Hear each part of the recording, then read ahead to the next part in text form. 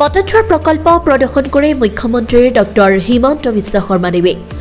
পৃথিৱীৰ আটাইতকৈ ওখ গুৰুআসন, সত্ৰীয় সংস্কৃতি প্ৰতিফলিত হোৱা বিভিন্ন কাৰুকাৰ্য খটুৱা অতিথি গৃহ, মিউজিয়াম, পুথিভঁৰাল, সংস্কৃতি চৰ্চা কেন্দ্ৰ, উদ্যান আদি নিৰ্মাণ কৰা হৈছে, যাৰ পৰিপ্ৰেক্ষিতত আজি পুৱা 9:30 এখন বিশেষ বিমানেৰে মুখ্যমন্ত্ৰী ডক্টৰ হিমন্ত বিশ্ব শৰ্মাই পৰিদৰ্শন কৰি কাম কাজৰ খতিয়ান লয়।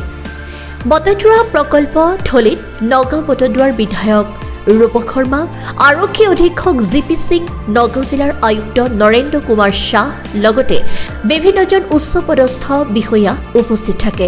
উল্লেখযোগ্য যে 2016 চনত বিজেপি চৰকাৰে শাসনভাৰ গ্ৰহণ কৰাৰ পিছতেই বৰ্তমানৰ কেন্দ্ৰীয় মন্ত্ৰী তথা তদানীন্তন মুখ্যমন্ত্ৰী সৰ্বানন্দ সোণোৱালৰ তৎপৰতাত বটদ্ৰৱা থানৰ আকাশী গংগাৰ তীৰৰ 160 বিঘা ভূমি বেদখল মুক্ত কৰি সেই স্থানতে ঐতিহাসিক বটদ্ৰৱা প্ৰকল্প নিৰ্মাণ কাৰ্য আৰম্ভ কৰিছিল। 188 কোটি টকা ব্যয়েৰে নিৰ্মাণ হৈ থকা বটদ্ৰৱা প্ৰকল্পটি পৰ্যবেক্ষণ কৰে মুখ্যমন্ত্ৰী ডক্টৰ হিমন্ত বিশ্ব শৰ্মাই। আপোনালোকে জানে যে মহাপুৰুষ শ্ৰীমন্ত শংকৰদেৱৰ পবিত্ৰ জন্মভূমি বটদ্ৰৱাত ৰাজ্য চৰকাৰে এটা সাংস্কৃতিক আৰু ঐতিহ্য ক্ষেত্ৰ নিৰ্মাণ কৰাৰ কাম হাতত লৈছিলে।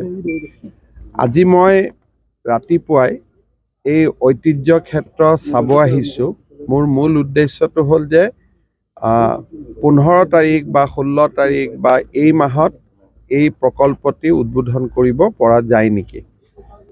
কিছু কাম বাকী আছে। মই লোক নিৰ্মাণ বিভাগৰ অভিযন্তাসকলৰ লগত কথা পাতিম। যদি আমি অহা 7 দিন বা 3 দিন বা 10 দিনত আমি সমাপ্ত কৰিব পাৰোঁ, তেতিয়াহ'লে আমি উদ্বোধন কৰিম। আৰু যদি আমি দেখা পাওঁ যে নহয় এই কামখিনি সমাপ্ত কৰিব পৰা নাযায়, তেতিয়াহ'লে আমি নিৰ্বাচন। সংবাদ মাধ্যমৰ আগত কাক লৈ মুখ্যমন্ত্ৰীৰ মন্তব্য, সন্তান জন্ম হোৱাৰ পাছত নামাকৰণৰ সময়ত হুলস্থুল কৰিলে কি লাভ হ'ব? ল'ৰা ছোৱালী জন্ম হৈ গ'ল, এটা নামাকৰণটোৰ সময়ত হুলস্থুল কৰিলে কি হ'ব? আন্দোলন কৰাৰ অধিকাৰ আছে, কিন্তু ৰাজনৈতিক দলে উচ্চ ন্যায়ালয়ৰ নিৰ্দেশ অমান্য কৰিলে তেওঁলোকৰ পলিটিকেল পাৰ্টি ৰেজিষ্ট্ৰেশ্যনো কাটা যাব পাৰে। ধৰক এতিয়া গুৱাহাটী উচ্চ ন্যায়ালয়ে কৈছে বন্ধ ঘোষণা কৰিব নালাগে।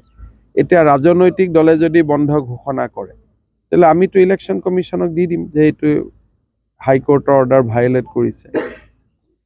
কোনোবা ছাত্ৰ সংগঠনে বন্ধ দিয়াটো বেলেগ কথা, কিন্তু পলিটিকেল পাৰ্টিয়ে হাইকোৰ্টৰ অৰ্ডাৰ ভায়োলেট কৰিব নোৱাৰে। নাম্বাৰ 1। নাম্বাৰ 2, IMDT অসমত কেনেকৈ বাতিল হৈছে? আন্দোলন কৰিতো বাতিল হোৱা নাই, যুক্তিৰ ভিত্তিতহে বাতিল হৈছে। গতিকে যদি কা বিৰোধী লোকসকলৰ যুক্তি ইমান শক্তিশালী, সঁচাই যদি কেন্দ্ৰীয় চৰকাৰ ৰাজ্য চৰকাৰে বেয়া কাম কৰিছে, উচ্চ ন্যায়ালয়টো নিজেই কাখন বাতিল কৰিব। গতিকে অসমৰ ইতিহাসত আগত এটা উদাহৰণ আছেই যে IMDT আইন কোনো আন্দোলনৰ জৰিয়তে বাতিল হোৱা নাই, সুপ্ৰিম কোৰ্টত বাতিল হৈছে। কাৰ গোচৰ চলি আছে, ৰুলটো নটিফাই হ'লেই কাৰ গোচৰ উচ্চ ন্যায়ালয়ত আহি যাব। গতিকে ধুনীয়াকৈ আপোনালোকৰ পক্ষটো আপোনালোকে কওক, আমাৰ পক্ষটো আমি ক'ম। উচ্চ ন্যায়ালয়ে জাজমেণ্ট দিব, চবেই মানি ল'ম। এইটো হ'ল গণতান্ত্ৰিক পৰম্পৰা। ইয়াতে আৰু এতিয়া ৰাজ্যসভা লোকসভাত পাছ হোৱা বিল এখনক লৈ এইটো মাত্ৰ ৰুলহে। আচল কামটোতো কেতিয়াবা হৈয়ে গ'ল। যেতিয়া আন্দোলন হ'ব লাগিছিল তেতিয়াই এক্সেজ হ'ব লাগিছিল।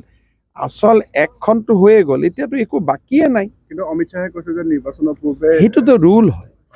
সেইটো তেওঁতো 5 বছৰত লোকসভা শেষ হোৱাৰ আগতেই, লোকসভাত আইন এখন পাছ হ'লে লোকসভা শেষ হোৱাৰ আগতেতো তেওঁ নটিফাই কৰিবই লাগিব। সেইটোতো এটা ৰুল বা নিয়ম। কিন্তু আন্দোলন হ'ব লাগিছিল আইনটো পাছ হোৱাৰ সময়ত। এটা ৰুলখনত মানে ল'ৰা ছোৱালী জন্ম হৈ গ'ল, এটা নামাকৰণটোৰ সময়ত হুলস্থুল কৰিলে কি হ'ব? ব্যুৰো ৰিপৰ্ট, টকচক 24 ইণ্ডিয়া।